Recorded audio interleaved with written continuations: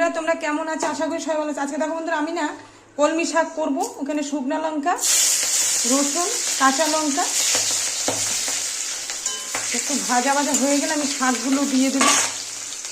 দেখো রসুন পেঁয়াজগুলো ভাজা হয়ে গেছে, এবার আমি শাকটা দিয়ে দেবো।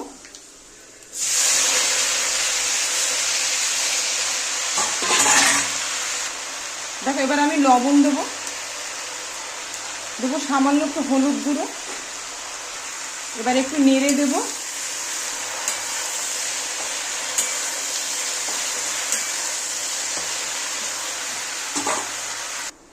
আবার একটু নেড়ে দিচ্ছি, এটা হয়েই আসছে।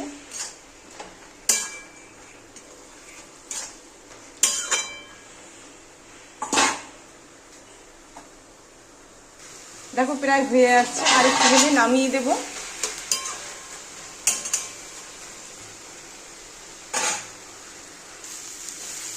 দেখো বন্ধুরা প্রায় হয়ে গেছে, এবার নামিয়ে দেবো। হ্যাঁ,